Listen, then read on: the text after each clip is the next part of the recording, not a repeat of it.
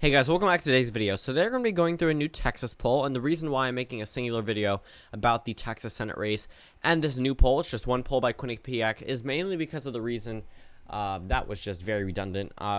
Mainly the reason for this is the fact that the Texas Senate race is a lot closer than many people expected. This poll says otherwise, and I don't really agree with the numbers 100% in terms of how close I think the race will be. I do think it'll be a little bit closer than this one, but seeing Ted Cruz lead by 9% statewide compared to where he was leading by only 1% less than a month ago, something definitely did change. And this is a poll taken by Quinnipiac, so it's not taken by Rasmussen Reports or any other right-wing, truly right-wing, in terms of their obvious just skew off the rest of the polls. If we look at the approval rating polls, Rasmussen is consistently overestimating the president's approval rating, or just all the other polls are underestimating it. But typically when there's one outlier, you know that polling firm is not necessarily the most correct, but they were also very correct in 2016, so you can't discredit them. But this video is about a Quinnipiac poll that shows Ted Cruz lead by 9%. So they also did poll the governor's race in the state of Texas as well, and yep, Greg Abbott got 58% of the vote, and then Valdez got 39%. So huge blowout for the Republicans there. But what really matters is the Senate race, because not many people are focusing on the governor race. I've already rated that one as a safe Republican in my 2018 election prediction. We're looking at the Senate race here. So the final results were Ted Cruz plus 9%, but with 54% of the vote, and Beto O'Rourke at 45%. So whenever we see polls from this race before, I'm going to cover these polls later because there is some data there. It was typically always under that 50% margin, okay? 46 to 42, 39 to 38, 49 to 45. The last time he reached 50% was all the way back in early July, where he got 51% of the vote. And that was the most recent Quinnipiac poll shows Ted Cruz with 49% to 43%. O'Rourke gained 2, and then Ted Cruz gained 5%. So a lot less undecided voters, a total of 1% undecided voters, or they could be voting for another candidate. But overall, that's not good for the Democrats there. Sure, this race may not be as solid for the GOP as this 9% poll is showing, but when we look at the demographic changes, we have the Republicans, 6% voting for O'Rourke, so no huge draw away from the GOP in that state. 94% voting for Cruz, pretty much flipped for the Democrats, 94% to 4%.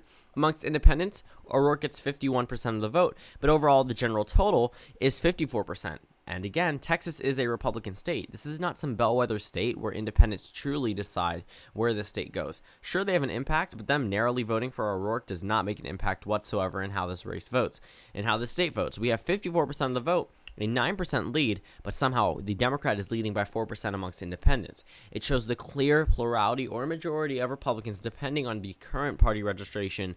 No true numbers certified come out until mainly census years when we look at the actual decade-by-decade data. But when we look at this, showing an independent winning, based off these numbers, if this was the state of Florida, O'Rourke would be winning. But this is the state of Texas. Still an inherently Republican state, still going to be pretty solid for the GOP in terms of the governor's race, so there's no reason why we shouldn't see Ted Cruz leading, but the margins are what matter. I am very surprised seeing a 9% margin from someone who's recently only leading by 1%, 4%, another 4% poll. There is no way he's reaching double digits unless this poll is an outlier or these other polls are incorrect or just outdated altogether. And I've seen many stories about Beto O'Rourke making this race close, and when you look at them, sure, it makes it look like the Democrat is going to have a real shot here, and that could be just a portrayal of the mainstream media. They have consistently made this race look a lot closer than it actually is, because seeing this 9% poll, I mean, I'm looking at these reports sent out by the mainstream media, MSNBC, CNN, whatever, whoever does them, even Fox News or any other news network, when they say, can Texas actually flip in 2018? Well, they said the same thing in 2014. It was a Republican wave year, so they really could hide behind that. But this is a Democratic wave year. There is no reason why the Democrats shouldn't narrow this race, even if it is a solid GOP seat. These races are still expected to narrow down. A great example would be Nebraska, where the current Republican senator is only expected to win by 10% in a very solidly Republican state. Overall, looking at Texas, it's not too solid of a GOP state. Usually it's just Donald Trump compared to where Mitt Romney and John McCain got. It could be demographic changes, Donald Trump, or it could be a combination of both. 2018 is not likely to be the year that Texas goes blue. Maybe 2024. That's 6 years away. A lot of changing will go on in between that time period, but this year may not be that year. Yes, the race could get close, but this 9% poll, again, is not looking good whatsoever. If we look at just the terms of the age and years, 18 to 34, you could expect to be Democratic territory. 35 to 49, not so much. But once we start getting into the older generations, 50 to 64, Ted Cruz blows out Beto O'Rourke here in the same way that he did in 18 to 34, and he only narrowly edged him out by 2% in 35 to 49 blowouts in both 50 to 64 and 65 plus. Amongst white men, huge blowout for O'Rourke. Amongst white women, same thing. Not for O'Rourke, against him. I guess if you look up here, when we look at men, 57% to 42%. Cruz leads 50% to 48% amongst women.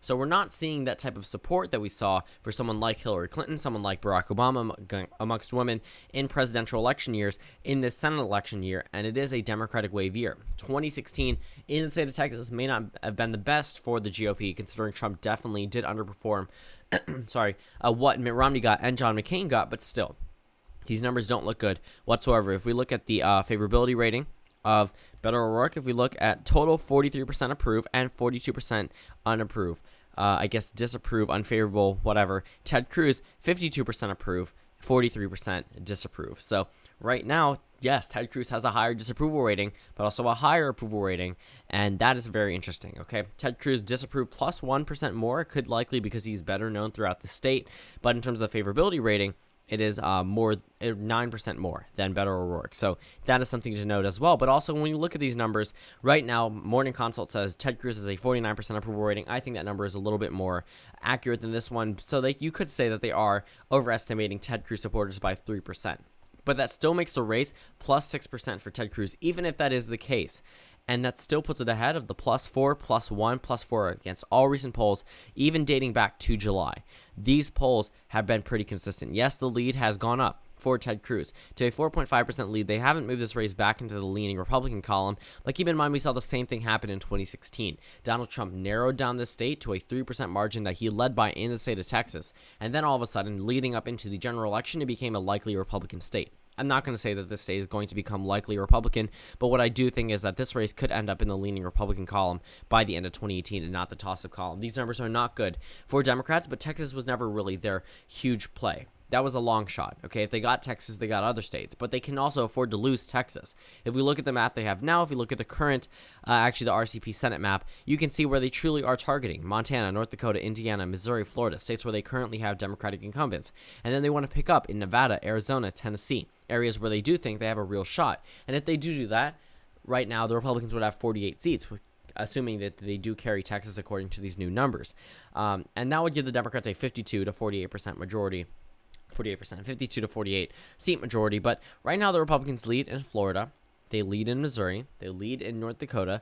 So it may not seem too viable for the Democrats to win in the United States Senate. And for the state of Texas itself, that may not be where they want to focus their money on. If they're losing in Democratic incumbent states such as Florida, Missouri, and North Dakota, they may need to rethink their strategy. They can't focus on states like Texas, Arizona, and Nevada because even if they do carry those three, and then the GOP carries these three, the exact same party composition of what we saw, and that will lead another 2-year Republican majority, which is exactly what the Democrats are trying to prevent. So at this point in time, the Democrats may not be at the best standpoint. I understand these maps are very against the Democrats based off these states, but also it's going to be the Democrats' races to lose in a number of these races.